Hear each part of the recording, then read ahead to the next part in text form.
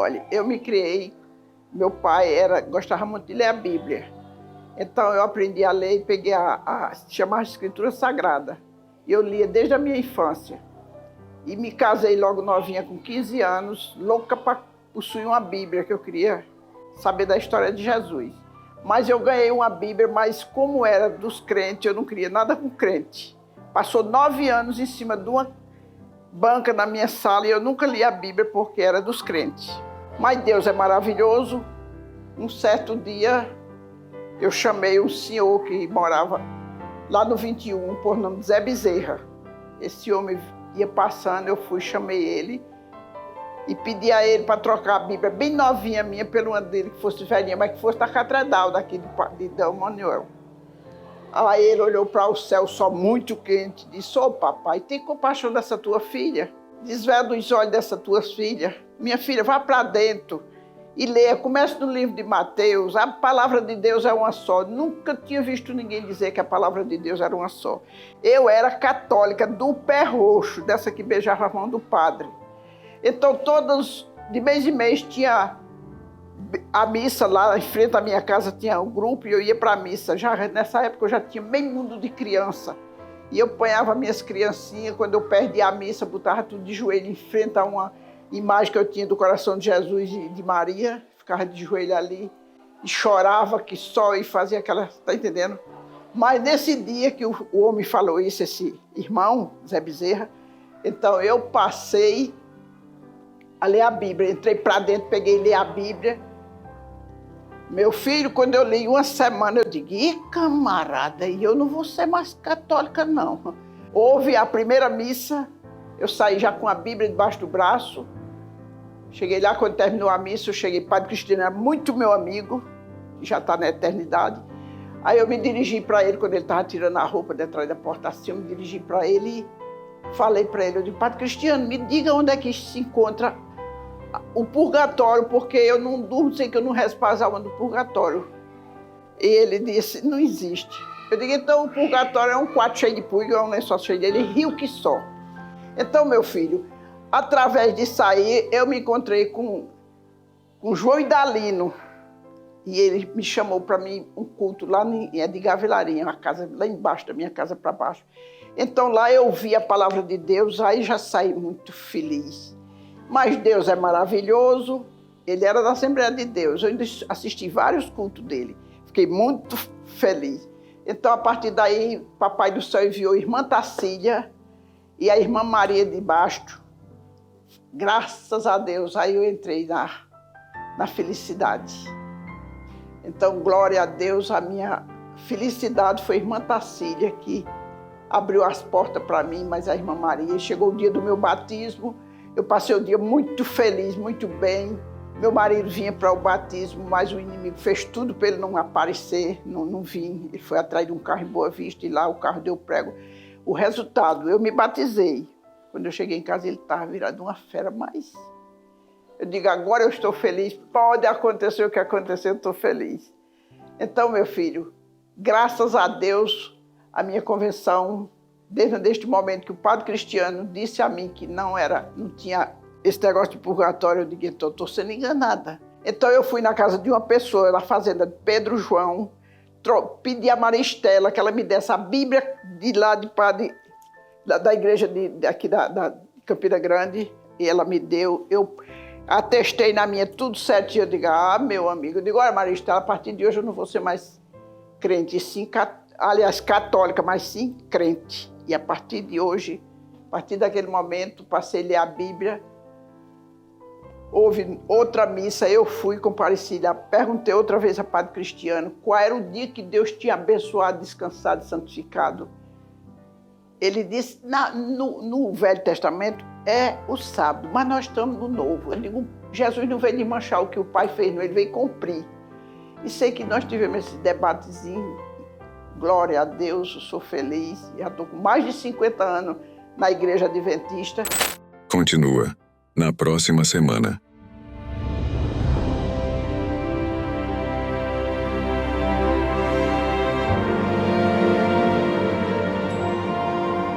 A missão de Deus.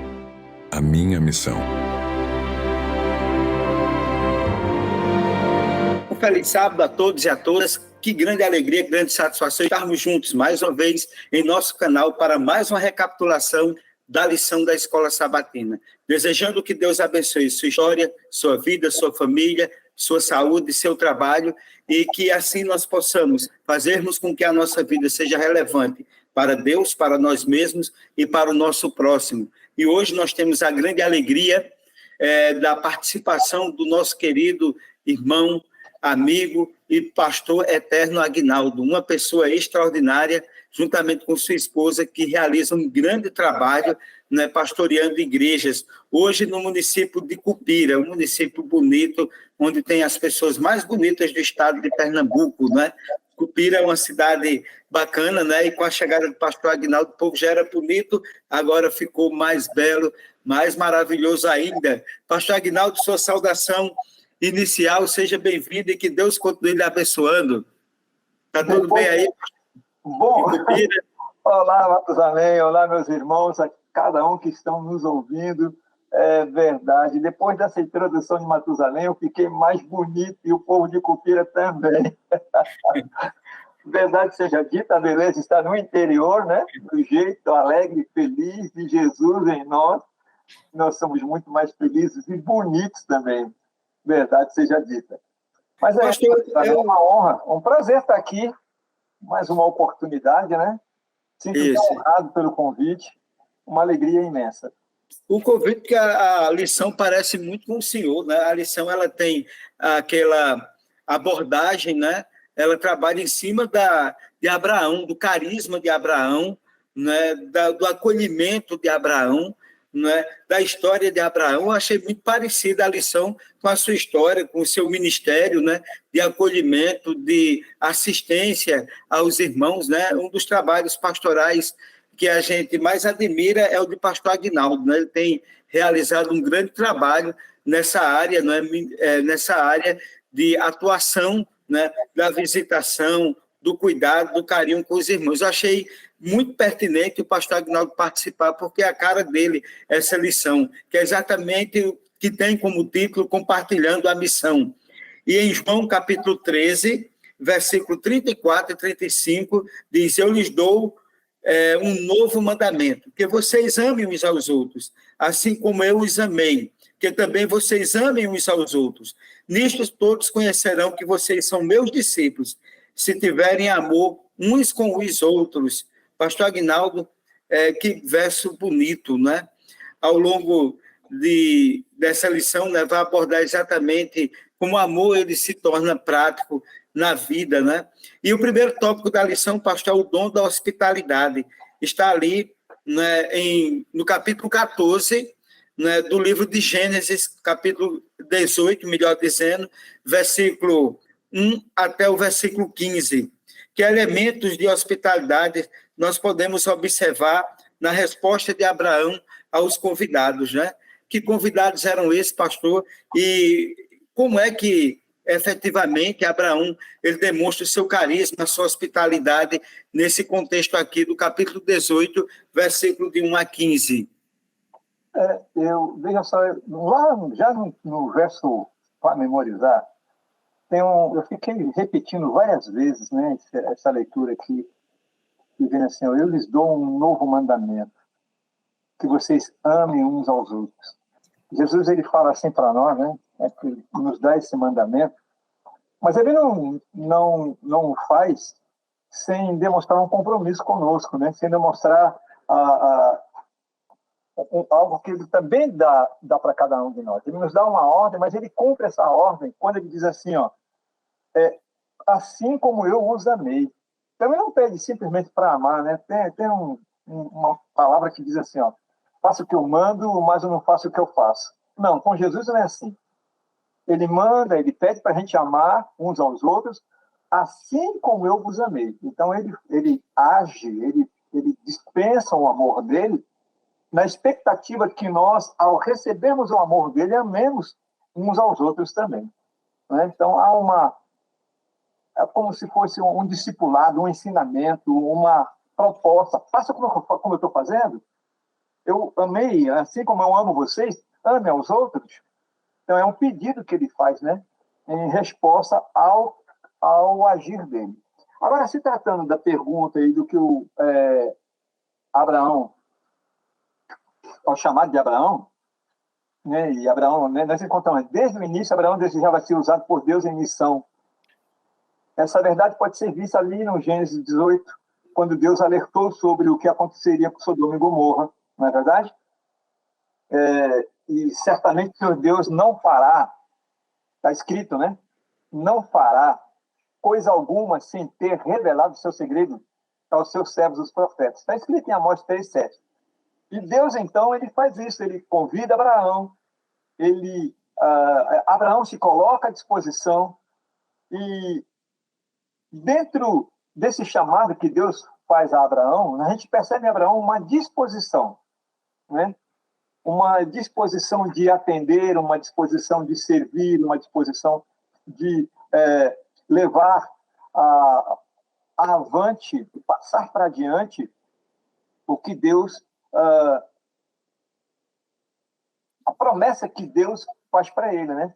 Ele sai da tua parentela, vai para a terra que te mostrarei, que farei de você uma grande nação.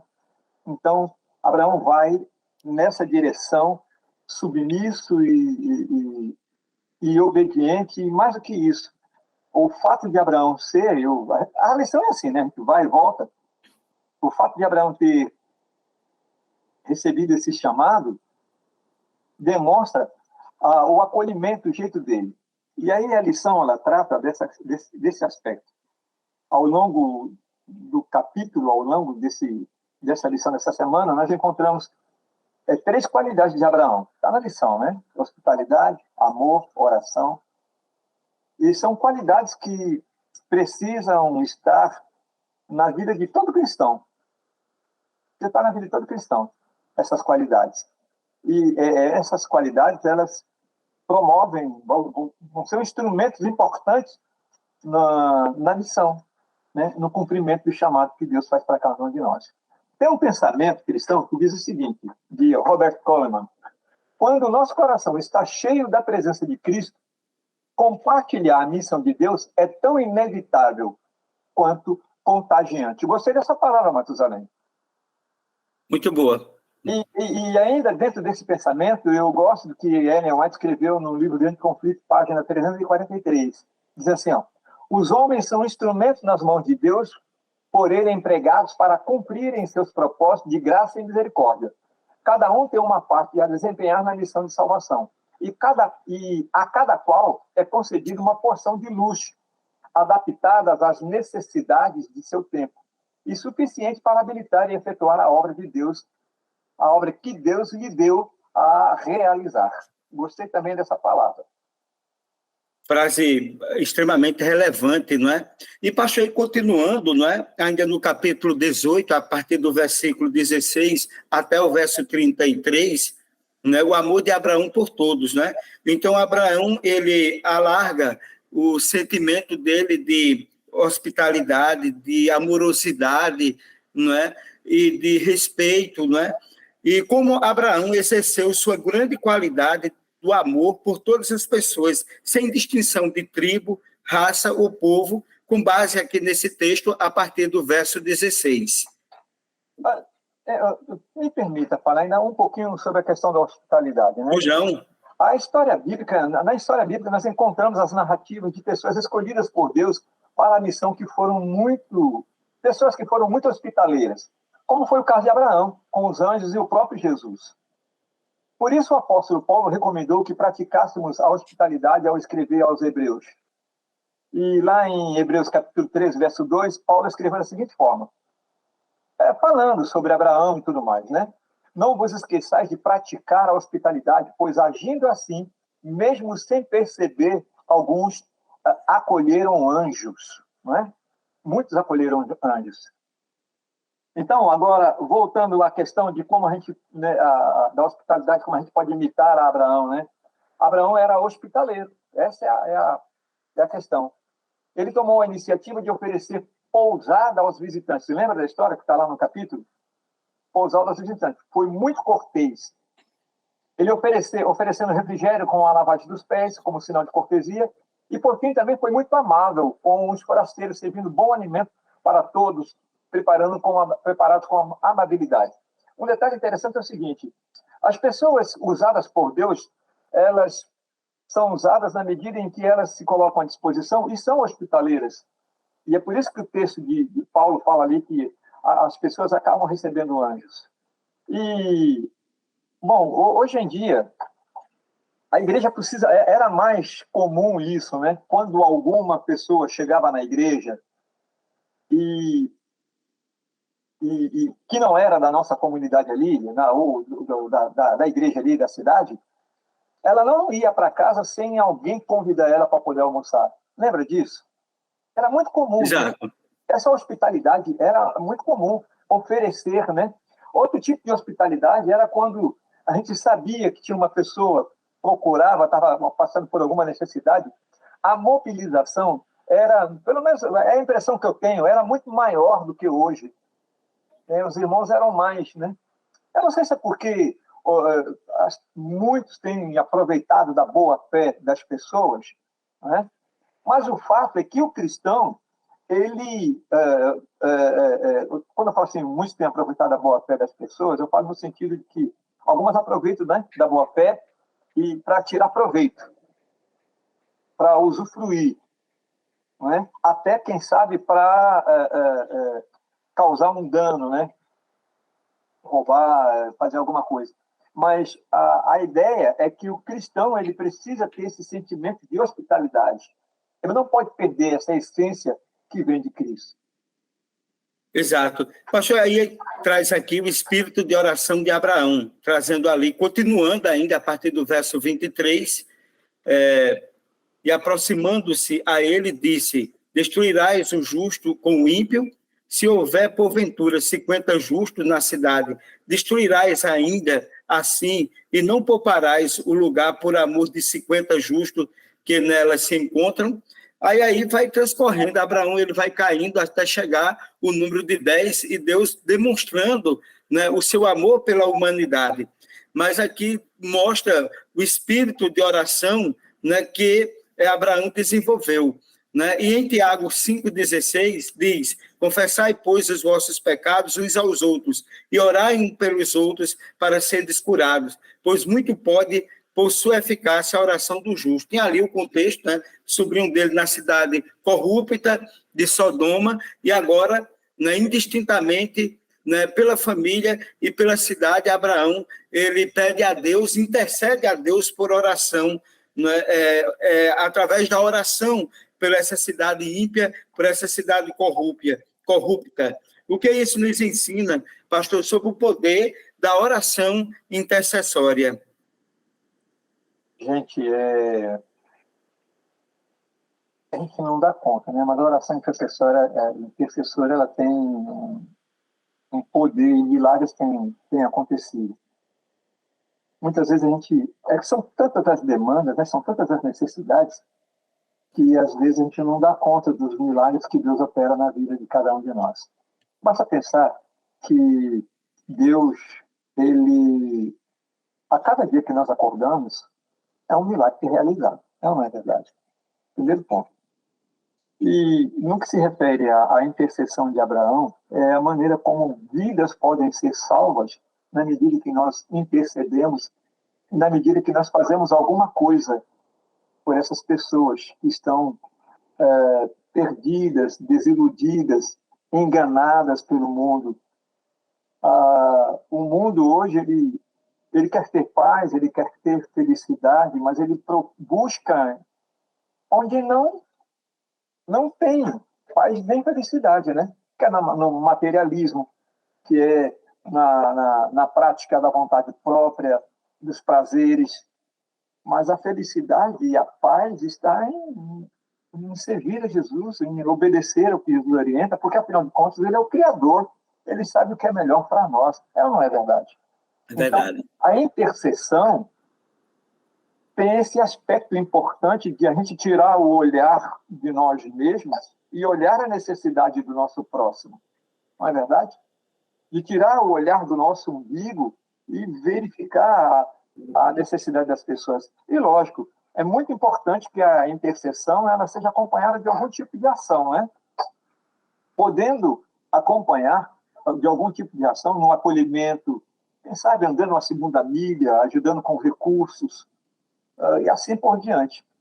Mas a intercessão tem salvado muitas pessoas e nesse exemplo de Abraão nós percebemos isso. E um detalhe importante: nunca pense que a sua oração não vai ser ouvida por Deus. Ele ouve. Ele ouve. Certamente o milagre também depende de quem está buscando, de quem está necessitado. Mas a oração intercessora ela não volta, não fica sem resposta. Agora, pastor, aqui na quarta-feira, né, que fala sobre o resultado do espírito de hospitalidade e amor e oração, né, de Abraão, né, assim, a indicação que o texto traz, né, naquilo que o senhor coloca anteriormente, da hospitalidade de Abraão, a gente percebe que o sobrinho dele, Ló, que está na cidade de Gomorra, tem o mesmo espírito de acolhimento de Abraão. Ele estava à porta e ele faz o acolhimento dos anjos na sua casa, assim como também, né, também Abraão fez o acolhimento, Ló também faz o acolhimento, né? Então, qual a importância, né, desse espírito de acolhimento, né? Quer dizer, parece que nós transmitimos para os outros que estão próximos da gente. E Ló estava ali, vamos dizer, em dado momento ele separou de Abraão, mas não esqueceu do princípio, que era uma característica muito firme de Abraão, que era a característica exatamente da hospitalidade, do amor e da oração, né? E Ló faz isso também. O que é que isso significa, né? Essa história de Ló numa cidade tão corrupta, mas, portanto, né, ele faz o mesmo caminho, né, do seu tio Abraão. Ló, ele era uma pessoa importante ali em Sodoma, né? Primeiro, essa questão de ficar ali na porta, as pessoas importantes tinham essa característica. Ele vivia sentado à porta da cidade como juiz. Assim como Abraão era hospitaleiro, né? Ló havia aprendido com o tio essa virtude de ser hospitaleiro também.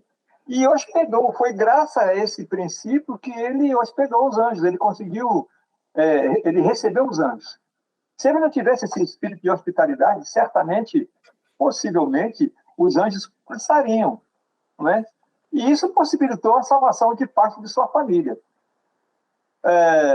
Os genros foram desobedientes. A esposa de Ló olhou para trás. Havia muitos moradores de Sodoma e Gomorra, mas, infelizmente, apenas 3 foram salvos. O que isso nos ensina? Que a gente tem que ficar atento, né, aos sinais, à presença. E essa hospitalidade demonstra também que a gente está atento às necessidades das pessoas ou aos acontecimentos para que a gente possa prever e se antecipar de alguma forma, orando ou agindo, para que assim o milagre, né, o bem possa bater à nossa porta. Pastor, o último tópico da lição, submissão à vontade divina. Ele retroage um pouco o capítulo 12 do livro de Gênesis, onde sai o chamado de Deus a Abraão, né? Naquela circunstância era Abrão, né? E o que ele nos ensina sobre a submissão à vontade divina, que não é fácil, né? Por exemplo, o pastor Aguinaldo tinha fazenda, era contador, né? Tinha uma vida, vamos dizer, tranquila, né? De repente se desfez de tudo e atendeu o chamado. Então, pastor, essa questão, como é que o senhor relaciona a sua vida com também a vida de Abraão, de receber um chamado e aceitar esse chamado, esse desafio? É fácil, pastor, renunciar a tudo o que tem, principalmente quando tem uma certa estabilidade, e agora dizer, eu vou ser chamado, eu vou para um distrito não sei aonde. Um dia desse o senhor estava lá, bem pertinho, ali do Piauí, né? Lugar quente, e agora já voltou. Então, o pastor Aguinaldo não tem nem onde reclinar a cabeça, né? Então, os móveis vão se acabando com as mudanças. É fácil, pastor, esse chamado. Abraão recebeu esse chamado também. O senhor recebeu esse chamado. Como é que o senhor relaciona o seu chamado com o chamado de Abraão?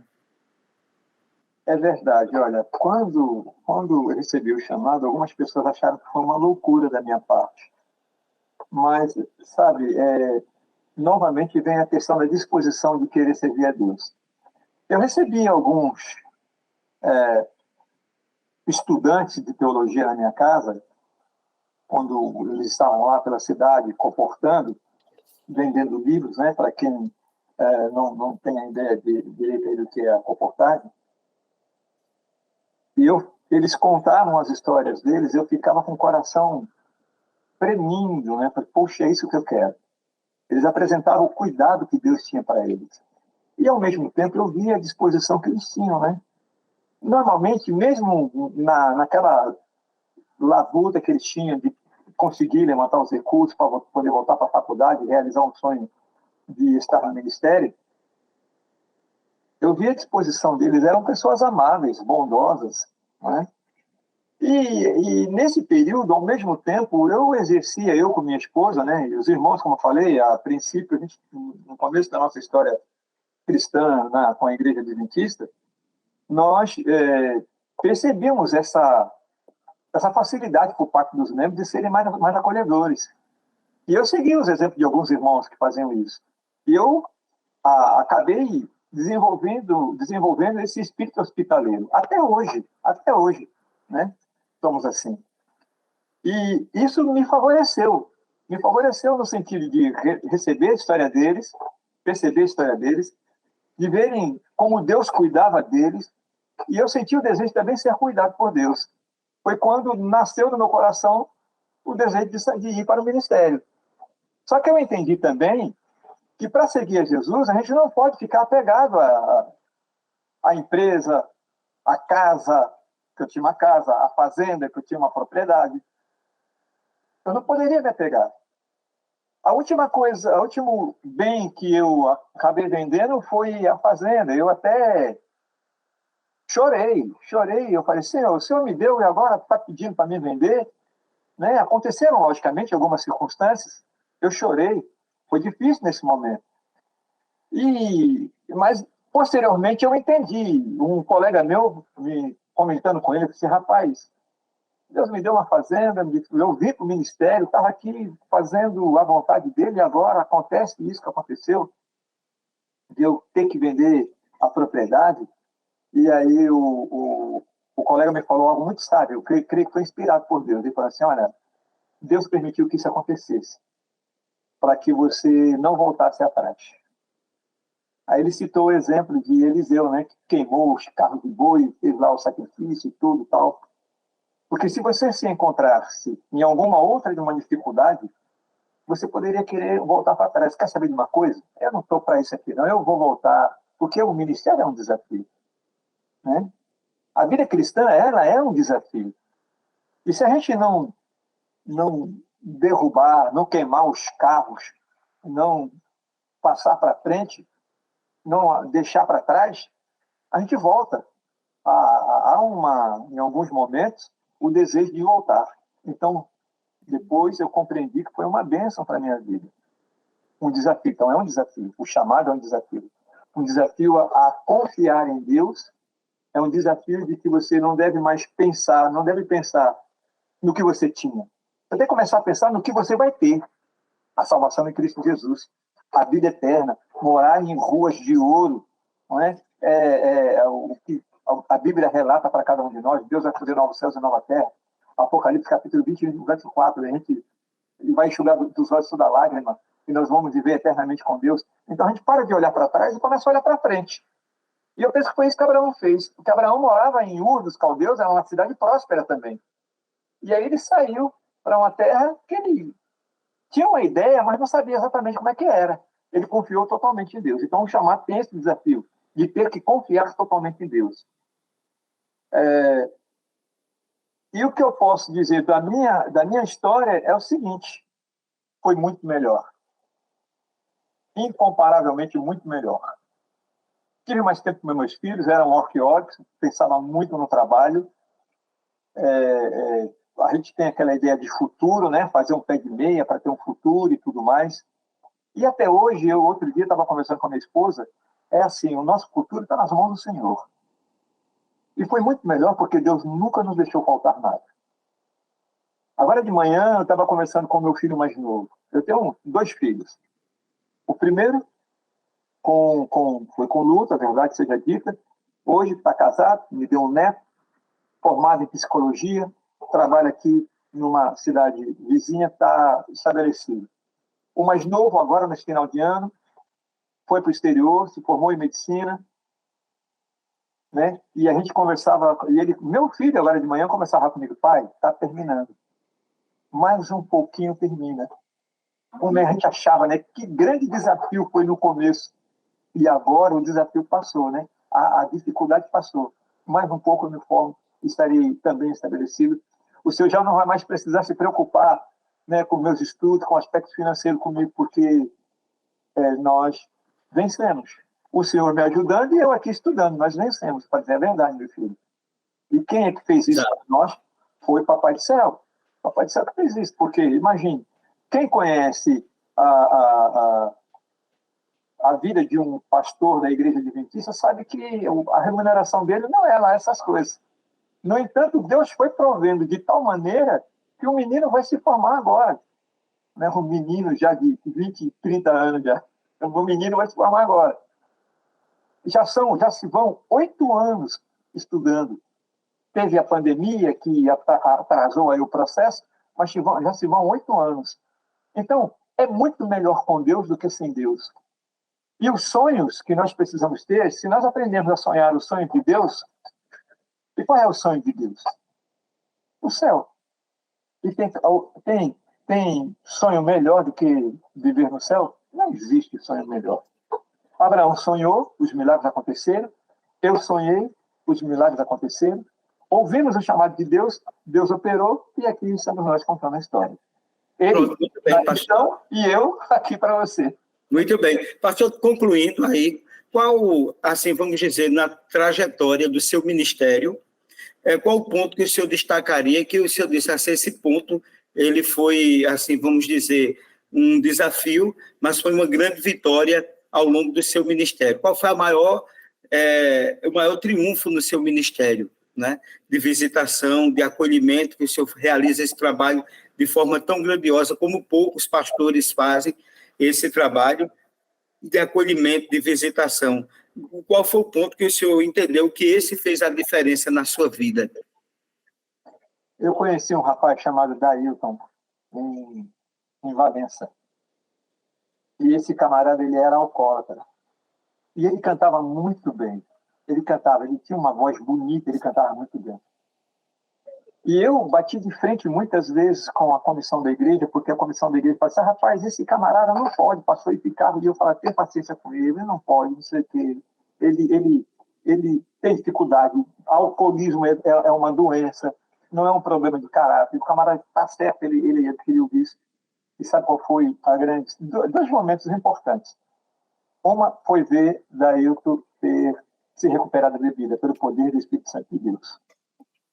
Quando eu tive a notícia, que eu saí de lá, mas eu tive a notícia que ele se recuperou, ele sempre lembrava de mim, foi gratificante demais. Uma bênção, saber ver vidas transformadas por nossa influência, porque Deus nos usou. Esse é um exemplo. O outro exemplo é um rapaz que a gente dava estudo bíblico no bairro do Alecrim, em Piauí. E nós íamos lá e ele, sabe, aquele camarada também todo maltrapilho, barba suja, aquela barba suja, as pessoas tinham nojo. Quando ele chegava na igreja, a gente ia lá atender o bairro, fazer visitas e levar alimento e pregar a palavra, e a gente passava na casa dele e via ele naquele estado deplorável. Foi quando um dia a gente ia lá no sábado à tarde e convidava as pessoas para vir no domingo para o culto evangelístico de domingo. Foi nesse dia, quando esse homem entrou na igreja, ele andava todo sujo. Eu não sei quem fez isso, alguém fez essa obra na vida dele. E ele falou, né? Não disse quem fez, mas ele falou assim que queria ir para a igreja. E aí a pessoa falou assim, você quer ir para a igreja mesmo? Eu quero ir para a igreja, eu vou para a igreja. Mas então você não pode beber. Eu não vou beber, eu quero ir para a igreja. Esse homem apareceu na igreja, barbeado, cabelo penteado, roupa limpa, foi para a igreja e até onde eu sei nunca mais saiu dela. Vida transformada pelo poder de Deus. Saber, novamente repito, saber que a gente contribuiu, né? Como instrumento das mãos de Deus, que foi lá, visitou, e esse homem voltou para casa, foi para a igreja e voltou para casa preenchido com o amor de Deus. Isso não tem preço que pague isso, não tem dinheiro que pague um negócio desse. É verdade, que testemunho poderoso, pastor, e a gente agradece mais uma vez a sua participação e, né, sem sombra de dúvida, entendendo, né, que vale a pena, né, plantar, né, a Bíblia diz, lança o teu pão sobre as águas, depois de muitos dias o acharás. Então a gente tem que fazer, né, a oração de São Francisco de Assis diz, é dando que se recebe, né, e a gente recebe muito de Deus, né. Parabéns aí pelo seu ministério, tá certo? Suas palavras finais e, na sequência, o senhor faz a oração para nós nos despedirmos do nosso querido e amado público que está, neste sábado, nos ouvindo. Me permita fazer uma leitura de um texto Ou não? de Medicina e Salvação, da Meditação Matinal 1992, página 65, diz assim, ó. Uma característica de uma pessoa submissa à vontade divina é o fato de aceitar o chamado do Senhor para a gloriosa tarefa de salvação daqueles que estão no pecado. Abraão ouviu o desafio do Senhor para sair de sua terra, do meio da sua família, e ir para um lugar desconhecido para ele. Abraão aceitou o chamado divino e partiu sem saber para onde iria, mas sabia com quem iria, e isso fez a diferença. Inclusive, quando houve atrito entre os pastores de Ló e de Abraão, ele permitiu ao sobrinho escolher a melhor terra sem questionar, porque conhecia a promessa divina. Esta terra eu te darei e a tua descendência. O ponto forte de sua submissão esteve vinculado a 2 episódios. Primeiro, a intercessão diante do Senhor pelas pessoas de Sodoma e Gomorra, mostrando sua visão de salvação. Depois, foi sua submissão ao oferecer, sem questionar, o filho Isaque em sacrifício ao pedido divino. Hoje, Deus nos chama também para a missão e deseja ver o quanto somos submissos a Ele. Ellen White escreveu, o Senhor quer que todos sejam submissos à sua orientação divina, e Ele colocará os homens onde se deixem moldar a divina semelhança de Cristo. Eu achei demais muito apropriado esse texto, e por isso que eu fiz questão de ler. Tá? Muito bonito o texto. E, irmãos, o que eu posso dizer? Consideração final. Você e eu não perdemos nada em confiar em Deus. Pelo contrário, ganharemos. Pode ser que a gente não ganhe o bem material, sei lá, a cura, o emprego, a casa nova, ou a casa, muitos não têm, ou a casa. Mas uma coisa eu garanto para você. Deus prometeu e Ele vai cumprir. Se a gente não ganhar aqui na terra, o céu é garantido, porque Ele cumpre o que promete. Então, confia no Senhor, seja submisso a Ele, e Ele vai cumprir a promessa que Ele fez para você. Transformar a minha e a sua vida, te usar poderosamente e levar eu e você para o céu. Você crê nisso? Eu creio. Eu creio. Amém. Que Deus abençoe vocês. Amém. A oração, pastor, por favor. Querido Deus, amado Pai que habita nos altos céus, de muitas maneiras o Senhor nos chama. O Senhor nos convida para uma obra especial.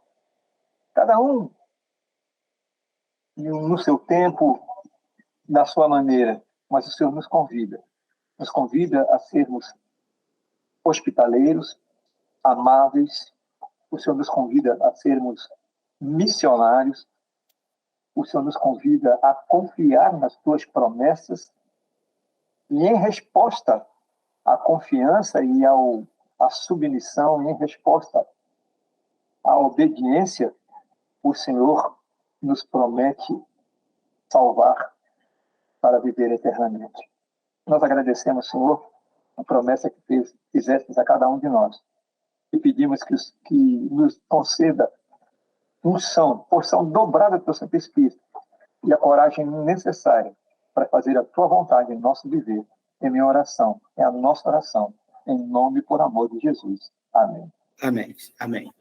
Ok, obrigado, pastor Aguinaldo, e a você que está em casa, muito obrigado, um feliz sábado, que Deus continue nos abençoando e fazendo com que nós entendamos que em Cristo nós podemos fazer a obra, o ministério, né, de hospitalidade, de amor e respeito e acolhimento às pessoas que estão aí no mundo perdidas, né, no pecado. Né? Nós temos uma responsabilidade, um compromisso de cumprirmos a missão, porque a missão de Deus é a nossa missão. Obrigado, pastor Aguinaldo, e a você que está em casa, compartilhe nosso canal, se inscreva no nosso canal e dê um like aí e façamos desse momento uma bênção para a nossa vida. E que Deus continue nos abençoando sempre. Até o próximo sábado, se Deus assim o permitir.